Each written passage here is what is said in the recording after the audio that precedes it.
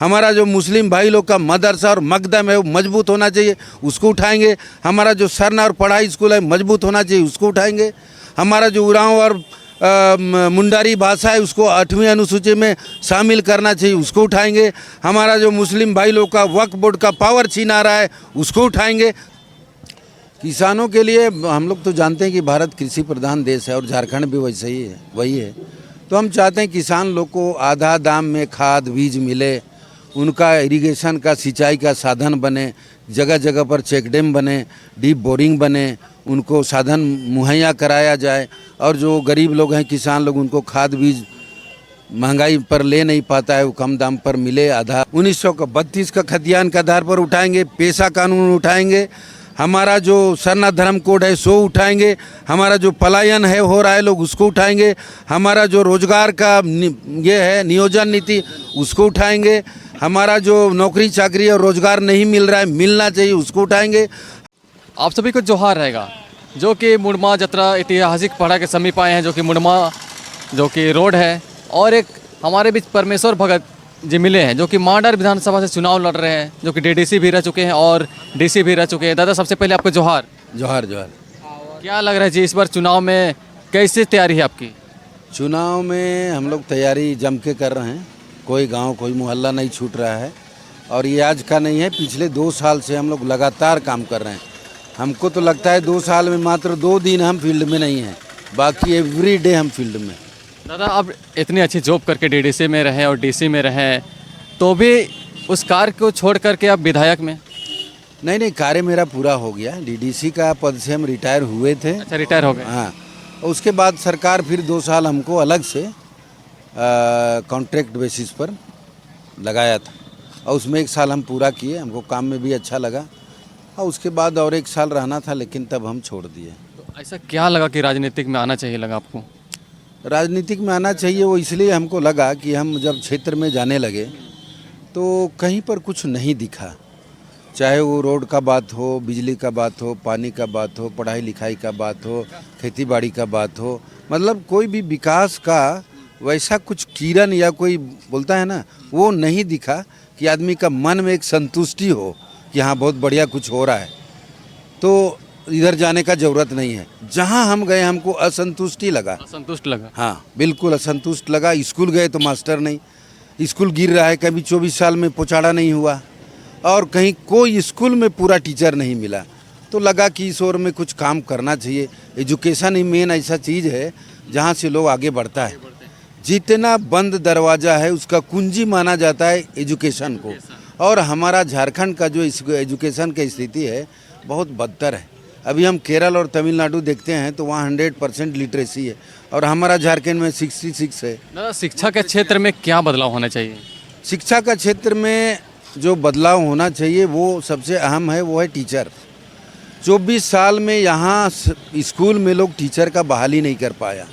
बाकी 24 साल में बहाली नहीं हुआ। आपका जो व्यवस्था होना चाहिए बिजली का, पानी का, शौचालय का, वो सब तो होना ही चाहिए। स्कूल जैसा दिखना चाहिए, बाउंड्री हो, थोड़ा पर पोचाड़ा हो, फूल पत्ती लगा हो, थोड़ा स्कूल माहौल ऐसे चेंज होता है। अच्छा होना चाहिए, साफ सुथरा होना चाहिए। पढ़ाई का जगह में, पढ़ाई का मंदिर में, स्कूल में पढ़ाई का माहौल दिखना चाहिए, वो नहीं दिखा।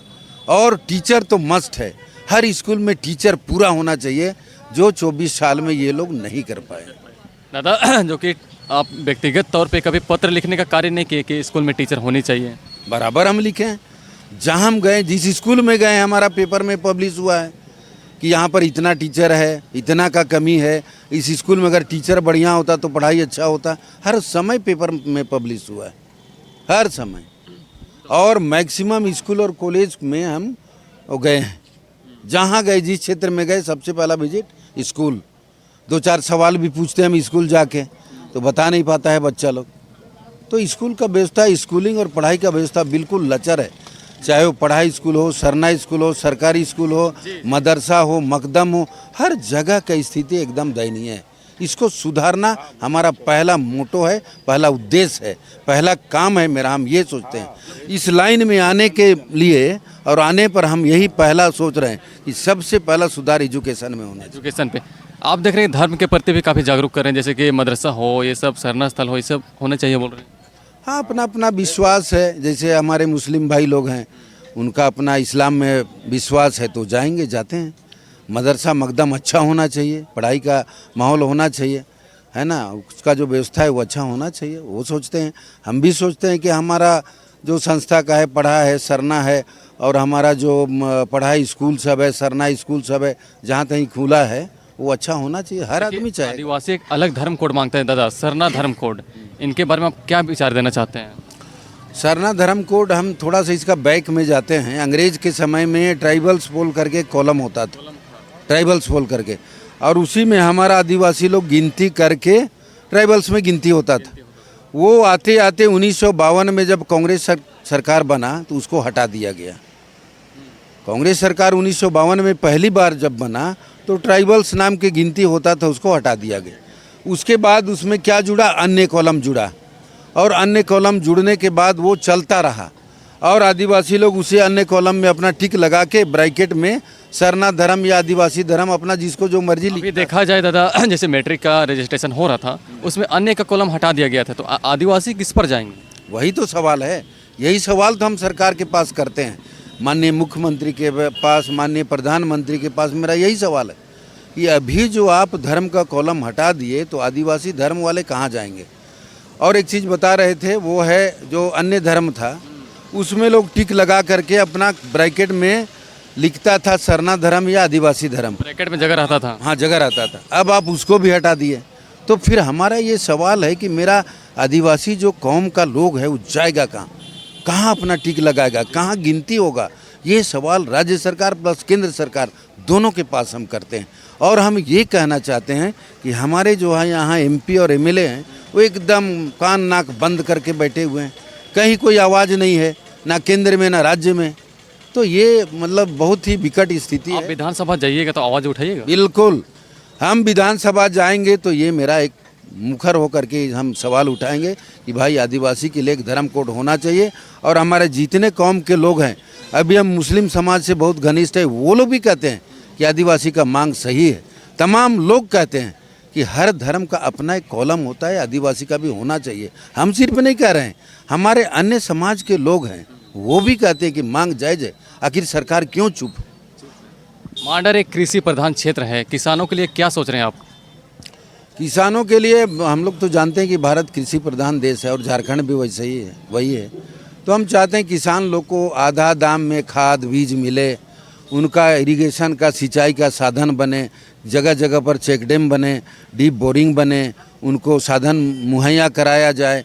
और जो गरीब लोग हैं, किसान लोग, उनको खाद बीज महंगाई पर ले नहीं पाता है, वो कम दाम पर मिले, आधा मने दाम पर मिले। ट्रांसपोर्ट वगैरह भी होना चाहिए। हाँ, ट्रांसपोर्ट होना चाहिए, उनका एक मार्केटिंग होना चाहिए। अगर वो बढ़िया उपज करते हैं तो उनका एक जगह होना चाहिए, बेचने का और उचित मूल्य मिलना चाहिए। इस पर भी सरकार का ध्यान देना चाहिए। अच्छा, वर्तमान में शिल्पी नेहातर के विधायक थे, उसके कार्यकाल कैसे रहे दादा, कैसे देखते हैं आप? वर्तमान जो विधायक है, हम लोग अभी पूरा गांव घूम रहे हैं और गली मोहल्ला घूम रहे हैं, कहीं कुछ दिखता नहीं है। सच्चाई बोल रहे हैं, कहीं नहीं दिखता है कुछ।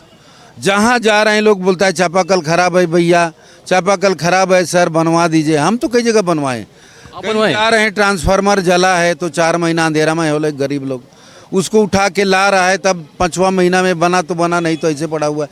तो मेरा कहना है कि सरकार को इधर ध्यान देना चाहिए, रोड पर ध्यान देना चाहिए, बिजली पर ध्यान देना चाहिए, पानी पर ध्यान देना चाहिए। और अगर बिजली का ट्रांसफार्मर ख़राब होता है और बनाने में, रिपेयर करने में 4 महीना लगता है तो बहुत बुरा स्थिति है। सरकार को चाहिए कि जहाँ पर 3 TRW है वहाँ 10 TRW बना दे, और जो हमारे बाल बच्चे नौजवान लोग बिजली का मिस्त्री का काम करने जानते हैं उसको बहाल कर दे, और हर TRW में 100 को 50 को मिस्त्री रहे। और इधर से ट्रांसफार्मर गया, दूसरा दिन बन गया, तीसरा दिन लग गया। तो ये व्यवस्था सरकार को करना चाहिए, जो नहीं कर पा रहा है। दादा एक बात है, जैसे कि मांडर जैसे क्षेत्र के लोग बाहर काम करने जाते हैं तो रोजगार के लिए क्या लाइएगा? जैसे कि तमिलनाडु चल गए, कोई केरल चल गए, तो उनको बचाव के लिए क्या आप लाइएगा? बचाव के लिए हमारा ये जो मैनिफेस्टो है या हम जो चुनाव लड़ रहे हैं, उसमें हमारा एक एजेंडा है कि हमारा झारखंड के लोग पलायन करते हैं, उसको रोकना। ये हम आज से नहीं कर रहे हैं, कितना साल पहले से कर रहे हैं कि पलायन रोको, और पलायन रोकने का एक नीति बनाओ, और उस नीति बनाने के बाद उसको रोजगार मुहैया कराओ। सरकार सोचा कि हम मनरेगा लागू करेंगे और रोजगार मिलेगा और पलायन रुकेगा, लेकिन मनरेगा फेल हो गया। मनरेगा में आपको 200 से 250 मिलता है और एक कोड़ी कुदाल लेकर के हमारा मजदूर जाता है शहर में तो उसको 500 मिलता है, तो मनरेगा में कौन जाएगा? जाता नहीं है लोग। और मनरेगा से हमारा जो है रोजगार का सोल्यूशन नहीं हो पाया, मनरेगा होते हुए लोग बाहर जा रहा है। तो उसके लिए हम कहते हैं कि पलायन रोकने का एक नीति बनाइए और बढ़िया तरीके से यहाँ के गरीबों को आप रोजगार मुहैया कराइए ताकि पलायन रुके। आज क्या हो रहा है, हमारे आदिवासी लोग अगहन के महीना में या उससे पहले से चले जाते हैं बाहर, और अगर कहीं ईंट भट्ठा में 20 आदमी गए तो 4 महीना 6 महीना रहते हुए 20 में 10 आदमी वापस आया, 10 आदमी उधर ही खप गया माने कोई बर बीमारी हुआ तो कोई मर जा रहा है, कोई उधर ही रह जा रहा है। तो बहुत विकट स्थिति है, इस पर सरकार को बहुत गहराई से सोचना चाहिए। देख सकते हैं जो कि बाहर जो जाते हैं उसको रोकने के लिए कई सारे नीति होनी चाहिए, तभी जाके रुकेगा। क्या दादा? बिल्कुल बिल्कुल, रोकने का एक नीति बनाना चाहिए और रोजगार यहाँ होना चाहिए।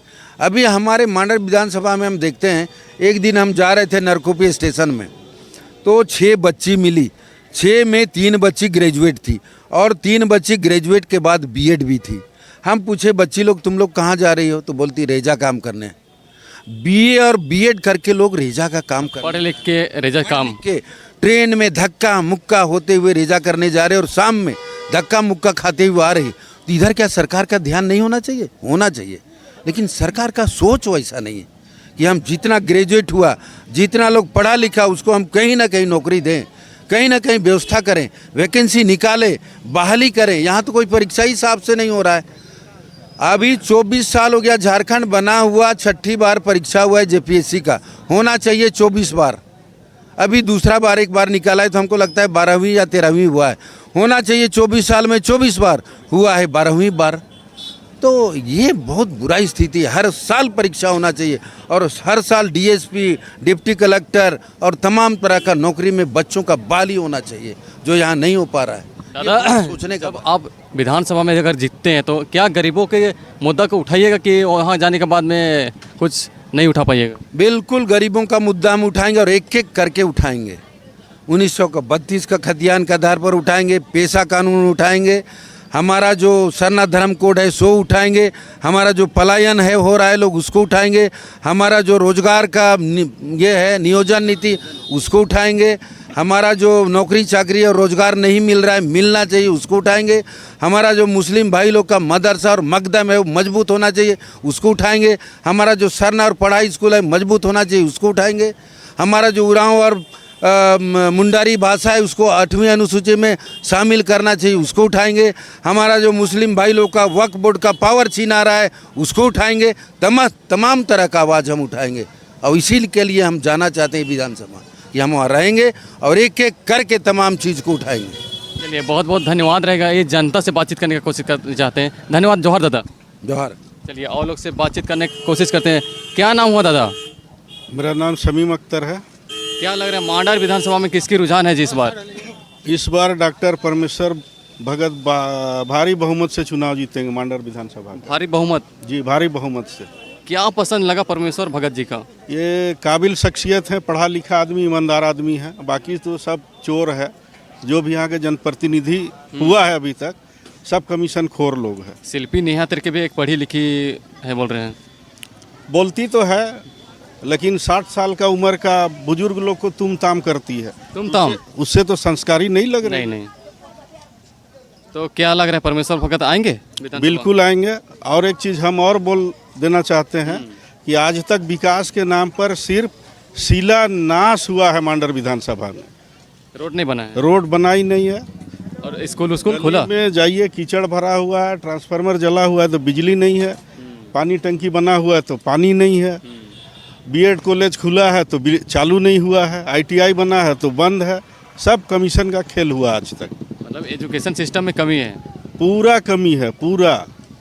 स्कूल में बच्चा नहीं है, टीचर नहीं है, प्राइवेट स्कूल मालामाल है, भारी फीस ले रहा है। अच्छा, प्राइवेट स्कूल खुल रहा है, अच्छा हो रहा है। परेशान है अपने बच्चों को पढ़ाने के लिए। बहुत सारा समस्या है, देख सकते जो आज तक 20 साल में हल नहीं हुआ है। सरकारी स्कूल में टीचर होने चाहिए तभी जाके गरीब के बच्चे पढ़ सकते हैं। क्या सही बात है? बिल्कुल। सरकारी स्कूल को जो 1970-75 के दशक में था, 70 के दशक में उस टाइप से होना चाहिए सरकारी स्कूल। 1970 में अच्छा था जी। बहुत अच्छा था, उस समय हम लोग स्कूल में ही पढ़े, सरकारी स्कूल का स्टूडेंट, हाई स्कूल तक सरकारी स्कूल में ही पढ़े, और वो जो शिक्षा मिला है आज तक किसी स्कूल में नहीं मिल पाया है। देख सकते हैं 1970 में काफ़ी अच्छा था, लेकिन 2024 आते आते काफ़ी कुछ बदल गया है। दादा से बातचीत करने की कोशिश करते हैं। क्या नाम हुआ दादा? जोहार। हमारा नाम जोहार लक्ष्मण साहू नाम है हमारा। क्या लग रहा है मांडर विधानसभा में किसके दबदबा है, किसके रुझान है इस बार? अब तो वो इलेक्शन का तो बात है, जो कि आदमी देता है वोट, हर कोई दे रहा है अपना पसंद का कैंडिडेट को।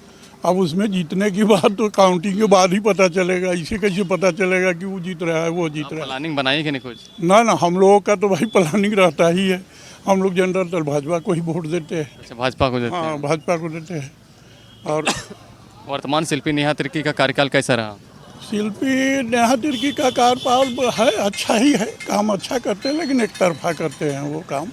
एक तरफा करते हाँ, हैं? एक तरफा करते हैं वो, कभी हिंदू तरफ कैसे जी? वो हिंदू तरफ कभी ध्यान नहीं देते, नहीं देती हैं? ना एकदम नहीं ध्यान देते, देख सकते हैं सिर्फ एक तरफा ध्यान देते हैं। एक तरफा तो करते हैं बोल रहे हैं दादा, और लोग से बातचीत करने का कोशिश करते हैं। आइए इधर में अगर कोई होंगे तो बातचीत करने का कोशिश करते हैं। क्या नाम हुआ दादा? जी रफ़ीक अंसारी। क्या लग रहा है जी, मांडर विधानसभा में चुनाव हो रही है विधानसभा की, कौन जीतेंगे लग रहा है? देखिए ये कहना तो गलत है कि कौन जीतेगा सब, कहा कि सब पार्टी अपना अपना जगह मजबूत है। कुछ प्लानिंग, कुछ चर्चा चल रही है? देखिए ये सब में तो हम लोग थोड़ा दूर हट के रहते हैं। हम लोग बस इतना जानते हैं कि जो जीतने वाला है उसको वोट दे देना है। जो जीतने वाला उसको वोट? हाँ, जो अच्छा काम करेगा उसको वोट दीजिएगा ना जी। भैया तो वही ना है, मान के चलिए जैसे वोट देने भी जाइएगा ना तो रुझान लगता है ना कि ये कांग्रेस का, ये बीजेपी का, ये निर्दलीय का है, तो उसमें रुझान पता चल जाता है कि कौन अच्छा है, तो वही समय देख के दे दिया जाएगा। चलिए, दादा का कहने का मतलब जैसे रुझान रहेगा उसमें मारना है वोट। क्या दादा? जोहार। जोहार। क्या लग रहा है जी, किसकी रुझान है? अभी तो कहा नहीं जा सकता है। एक तरफ निर्दलीय से परमेश्वर भगत उठे हैं, कांग्रेस से शिल्पी नेहा तिर्की, बीजेपी से सन्नी टोप्पो। अभी तो कहा नहीं जा सकता है, लेकिन जो भी अभी वोट चलिए रहा है, राष्ट्रीय पार्टी को ही। है ना, तो अभी कुछ बोला नहीं जा सकता है। मतलब अभी बोला नहीं जा सकता है कि बोल रहे हैं। क्या नाम हुआ दादा? अच्छा, देखते हैं, बीजी में है अभी। थोड़ा सा दादा इससे थोड़ा सा बाद में बातचीत करने का कोशिश करते हैं। काफ़ी कुछ चर्चा है, परमेश्वर भगत, काफ़ी लोग बोल रहे हैं बीजेपी, काफ़ी लोग बोल रहे हैं कि राष्ट्रीय पार्टी। तब तक के लिए बने रहिए। जोहार, धन्यवाद।